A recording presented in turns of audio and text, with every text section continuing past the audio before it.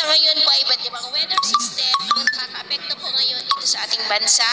Mayroon pong mahinang daloy ng northeasterly surface wind flow dito po sa extreme northern Luzon at northern part ng northern Luzon.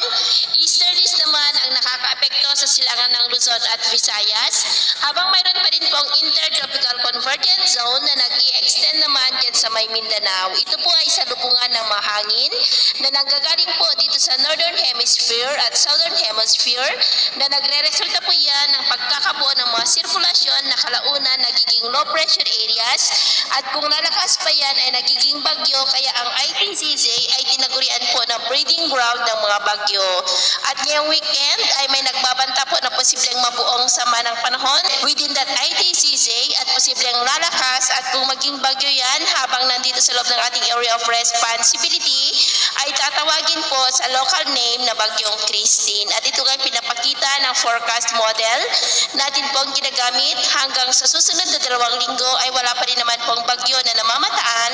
na tatawid po dito sa ating kalupaan pero may banta ng bagyo na maaaring mabuo palapit po dito sa ating bansa. At sa lagay ng ating panahon,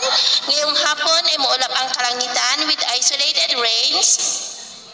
sa malaking bahagi po ng Mindanao, Western Visayas, ilang bahagi ng Central at Eastern Visayas, ilang bahagi po ng Mimaropa, ilang bahagi ng Calabarzon, Central Luzon, ilang bahagi po ng Ilocos Region, Cordillera at ilang bahagi ng Cagayan Valley na posibleng magtuloy-tuloy ang mga isolated rains sa ilang bahagi ng ating bansa mamayang gabi, lalo na po dyan sa may Mindanao, Western at Central Visayas, Palawan, Pangasinan, Zambales, Tarlac, at ilang bahagi ng Northern Luzon, maging po sa ilang bahagi ng Batangas, kaya mag-ingat pa rin po tayo sa posibleng banta pa rin ng mga pagbaha at pagguho ng lupa. At sa atin naman pong mga baybayin, wala pa rin po tayong nakataas na namang gale warning signals, pero ba yung pag-ingat lamang po kung papalaot tayo para po mas makaiwas sa mga sakunang